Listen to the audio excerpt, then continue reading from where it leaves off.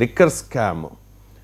ఆంధ్రప్రదేశ్ ప్రభుత్వం చాలా సీరియస్గా తీసుకుంది ఈ లిక్కర్ కేసుని. దేశంలో ఎన్నో స్కామ్లు చూసాం కదా సార్, మీరు కూడా చూస్తుంటారు ఒక పోలీస్ అధికారిగా. బోఫోర్స్ స్కామ్ నుంచి 2G స్పెక్ట్రమ్ కేసు, తర్వాత ఢిల్లీ లిక్కర్ కేసు స్కాము, ఇప్పుడేమో ఆంధ్రప్రదేశ్ లిక్కర్ కేసు. సో ఈ లిక్కర్ కేసు తీవ్రత ఎంత అంటే, రాజకీయంగా చూసుకుంటే కనుక ఈ లిక్కర్ స్కామ్తో వైసీపీ పతనం ఖాయం, జగన్మోహన్ రెడ్డి అరెస్ట్ ఖాయం అని చెప్పి రకరకాలుగా కూటమి నేతలు చెప్తూ ఉన్నారు. రాజకీయంగా చూసుకుంటే కనుక, టెక్నికల్గా లీగల్గా చూసుకుంటే ఈ కేసు తీవ్రత ఎంత అంటే ఏం చెప్తారు జేడి గారు? సాధారణంగా మీరు చూస్తే దేశంలో ఉన్న అన్ని స్కాముల్లో కూడా ప్రధానంగా ఉన్నది రాజకీయ నాయకులు. Yes sir. ఏ రాజకీయ నాయకులైతే సమాజాన్ని ఒక దిశగా తీసుకువెళ్లాలో, ఒక సమాజంలో ప్రజాస్వామ్యం పట్ల విశ్వాసాన్ని పెంపొందించాలో, అటువంటి వాళ్లకు ఓటు వేసిన తర్వాత వీళ్ళు అధికారంలోకి వచ్చి చేసినవన్నీ కూడా స్కామ్సే. సో ఆ విధమైన పరిస్థితులలో రాజకీయాల్ని అత్యంత హేయంగా తయారు చేసే ప్రక్రియలో ఈ స్కామ్స్ అన్ని కూడా దేశానికి వాళ్ళు డిస్సర్వీస్ చేస్తున్నారని మనం అనుకోవాలి. సో ఈ అన్ని స్కాముల్లో కూడా మీరు చూస్తే ఎలా డబ్బులు దండుకోవాలి, ఎలా మనం స్వయంగా లాభపడాలి, ఈ యొక్క హేతువుతో ఈ స్కామ్స్ అన్ని కూడా జరుగుతున్నాయి. ముఖ్యంగా ఈ లిక్కర్ గురించి చూస్తే మీకు అటు ఢిల్లీ లిక్కర్ స్కామ్ కావచ్చు, తర్వాత వచ్చేసి ఛత్తీస్గఢ్ లిక్కర్ స్కామ్ కావచ్చు, ఆ తర్వాత ఇప్పుడు ఆంధ్రప్రదేశ్లో ప్రస్తుతం జరుగుతున్న లిక్కర్ స్కామ్ కావచ్చు, లేకుంటే అప్పటి ప్రభుత్వం మీద గత ప్రభుత్వం రిజిస్టర్ చేసిన లిక్కర్ స్కామ్ కావచ్చు. వీటన్నిటిలో మనం చూస్తే ఈ విధమైన విషయాలను ఎందుకు వీళ్ళు ప్రోత్సహిస్తున్నారన్నది మనం ప్రధానంగా చూడాల్సిన అంశం. ఎందుకంటే ముఖ్యంగా రాజకీయాలు చాలా కాస్ట్లీ అయిపోయాయి, ఎలక్షన్లు కాస్ట్లీ అయిపోయాయి. కాబట్టి ప్రతి ఒక్కరూ ఎక్కువ డబ్బులు పెడితే తప్ప ఎన్నికల్లో నిలబడలేకపోతున్నామన్న ఒక పరిస్థితిని తీసుకొచ్చి ప్రభుత్వాలు ఉన్నప్పుడు వారు ఈ విధమైన స్కాములు చేసి అందులోంచి స్వయంగా లాభం పొందడానికి ప్రయత్నిస్తున్నారు. ఇప్పుడు మీరు ప్రశ్నించిన లిక్కర్ స్కామ్ లో అనేక మంది అరెస్ట్ అయ్యారు. అటు రాజకీయ నాయకులు కావచ్చు, ఇటు ప్రభుత్వ ఉద్యోగులు కావచ్చు, అంటే పబ్లిక్ సర్వెంట్స్ కావచ్చు, వీరందరూ కూడా అరెస్ట్ అయ్యారు. సో దీంట్లో ప్రధానంగా మనం చూడాల్సింది ఏంటంటే, మరి స్వలాభం కోసం ఈ విధమైన స్కాములు చేయడం, తర్వాత పాలసీలను మార్చడం, ట్రాన్స్పరెన్సీకి ఎక్కడో ఒక చోట గండి కొట్టడం, ఈ విధమైన పరిస్థితులను చేసిన తర్వాత ఎవరైనా ఈ విధమైన కేసులు చేస్తే, ఆ స్కాములు చేస్తే వాళ్ళ మీద డెఫినెట్ గా యాక్షన్ ఉంటుంది. There is no doubt about it.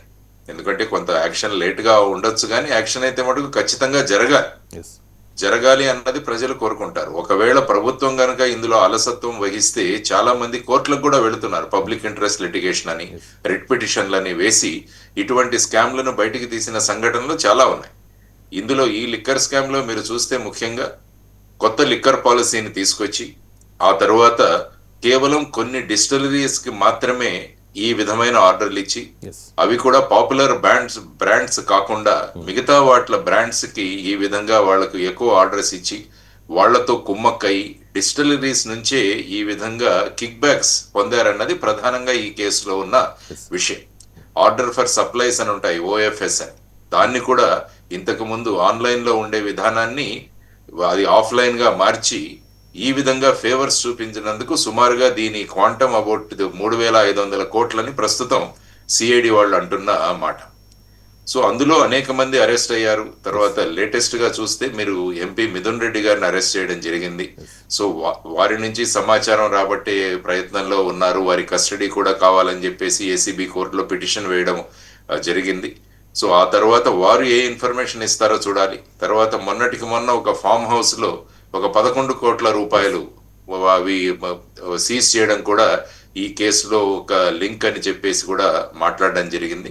So A case అయినా మీరు చూస్తే ప్రధానంగా కేసులో జరిగిందేంటి, దానికి ఉన్న సాక్ష్యాలేంటి, తర్వాత అందులో ఉన్న మనీ ఏదైతే ఉందో, అమౌంట్ ఏదైతే ఉందో దాని ట్రైల్ ఏ విధంగా ఉంది, ఎవరి అకౌంట్ లో వెళ్ళాయా, లేకుంటే క్యాష్ ట్రాన్సాక్షన్స్ జరిగాయా, లేకుంటే ఈ బులియన్ మార్కెట్ నుంచి ఏదైనా కమిషన్ల కోసం వారి దగ్గర నుంచి డబ్బు రాబట్టడం జరిగిందా, ఇవన్నీ కూడా ఇన్వెస్టిగేషన్ లో వస్తాయి. ఎప్పుడైతే ఈ విధమైన కేసులు రిజిస్టర్ అవుతాయో వాటికి వెంటనే ఎన్ఫోర్స్మెంట్ డైరెక్టరేట్ కూడా వచ్చి ఇందులో మనీ లాండరింగ్ జరిగిందా అన్న విషయాన్ని కూడా వారు పరిశీలిస్తుంటారు. సో ఈ విధంగా చూసుకుంటే ఏది చేసినా కూడా ఫైనల్ గా సాక్ష్యాధారాలు అన్నవి చాలా ముఖ్యం. రైట్. అంటే ఇది చివరికి ఎవరెవరు ఇందులో ఇన్వాల్వ్ ఉన్నారన్నది వచ్చిన సాక్ష్యాలను బట్టి, పరిస్థితులు అంటే ఆ సర్కమ్స్టాన్షియల్ ఎవిడెన్స్ నుంచి వీటన్నిటిని కూడా ఫైనల్ గా ఈ లిక్కర్ స్కామ్ బయటికి రావాలి. ఇందులో ఎవరున్నా కూడా వారందరి మీద చర్యలు ఉండాలి. తరువాత ఒక స్పెషల్ కోర్టును పెట్టి ఈ కేసును త్వరగా పరిష్కరించాలి. Yes sir. సాధారణంగా కానీ చాలా ఏమవుతుందంటే మందికి ఉన్న డౌట్ జేడి గారు, చాలా కుంభకోణాలు వచ్చాయి. ఇప్పుడు 2G స్పెక్ట్రమ్ ఎంత భారతీయ జనతా పార్టీ నాయకులు ఎంత ఆరోపణలు చేశారో చూసాం. ఆ కేసు ఏమైంది అంటే ఎవరు చెప్పలేని పరిస్థితి. అంటే రాజకీయంగా ఈ కేసుల్ని వాడుకోవడం ఇన్ ద సెన్స్ రాజకీయ లబ్ధి కోసం, లేకపోతే గెలవడం కోసం, ఆ తర్వాత వాటిని అన్ని మరుగుడిని పడేయడం, అంటే ఏదో క్విడ్ ప్రోకో జరుగుతోంది అని చెప్పేసి. ఇప్పుడు జగన్మోహన్ రెడ్డి ప్రతిపక్షంలో ఉన్నప్పుడు మేము అధికారంలోకి వచ్చిన తర్వాత చంద్రబాబు నాయుడు చేసిన అవినీతిని వెలికి తీస్తాం, జైల్లో పెడతామన్నారు. చంద్రబాబు నాయుడు కూడా అదే చెప్పారు, కూటమి నేతలు కూడా అదే చెప్పారు. కానీ దేశంలో చాలా రాష్ట్రాల్లో పరిస్థితి గమనిస్తూ ఉంటే ఆ తర్వాత అంతా కామ్ అయిపోతున్న సిచ్యువేషన్ కనిపిస్తోంది. దీనికి గల కారణం ఏంటి? ఎక్కడ ట్రాన్స్పరెన్సీ అది మనకు లోపిస్తోంది మన వ్యవస్థలో? రవిశంకర్ గారు, మీరు మెయిన్ గా చూస్తే ఏమవుతుందంటే రాజకీయ కేసులన్నీ కూడా ఆ సమయంలో చాలా ఒక హైప్ వస్తుంటుంది. సో ఆ తర్వాత కేసులు ఏమవుతున్నాయి అన్నది చూసే విధానం చూసుకుంటే మనం మీరు అన్నారు 2G స్కామ్ అన్నది. 2G స్కామ్ లో యాక్చువల్ గా ఫైనల్ గా అక్విట్ చేశారు. దాన్ని మళ్ళా ఐ థింక్ ఢిల్లీ హైకోర్టులో అపీల్ చేశారు అనుకుంటాను. ఆ విషయం జరుగుతుంది. ఎందుకంటే ఇటువంటి హై ప్రొఫైల్ కేసులన్నీ కూడా ఫైనల్ గా సుప్రీం కోర్టు వరకు వెళతాయి.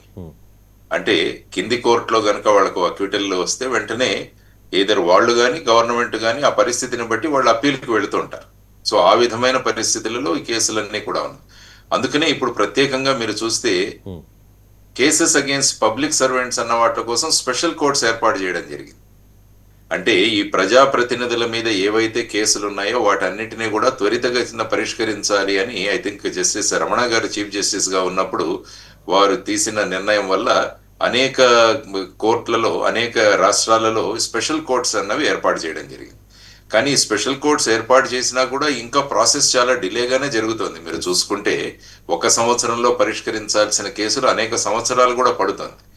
సో ఇందులో మళ్ళా కూడా రాజకీయ యొక్క ఇన్వాల్వ్మెంట్, అంటే వాళ్ళు ప్రతిపక్షంలో ఉన్నప్పుడు ఒకలాగా, అధికారంలోకి వచ్చినప్పుడు ఒకలాగా, ఆ విధంగా చేయడం వల్ల, ఎందుకంటే కోర్టులలో కూడా కేసులు నడవాలంటే సంబంధిత ఆర్గనైజేషన్స్, ఏజెన్సీస్ కూడా అందులో వాళ్ళు సహకరించాలి. రేపు సమన్స్ ఇష్యూ చేసినా, వారెంట్స్ ఇష్యూ చేసినా వాటిని సర్వ్ చేయడము, తర్వాత కేసు డిలే అవుతుందని వీళ్లే కోర్టు ముందు ఒక ప్రస్తావన తీసుకురావడం, ఇవన్నీ కూడా చేయాల్సిన అంశాలు. సో ఇవన్నీ జరగకపోవడం వల్ల ఏమవుతుందంటే చాలా కేసులు ప్రొలాంగ్ అయిపోతున్నాయి. దానివల్ల ఏమవుతుందంటే ఎవరి మీద అయితే ఆరోపణలు వచ్చాయో వాళ్ళు ప్రతి 5 సంవత్సరాలకి మళ్ళా ఎలక్షన్ లో నిలబడుతున్నారు, వాళ్ళు ఎన్నిక కూడా కాబడుతున్నారు. ఈవెన్ ముఖ్యమంత్రులుగా కూడా వెళ్లే పరిస్థితి ఏర్పడుతుంది మనకి. సో ఆ పరిస్థితులు తీసుకొని మళ్ళా ఈ కేసులు త్వరితగతంగా పరిష్కరించాల్సి అన్నది ప్రధానమైన ఉద్దేశం.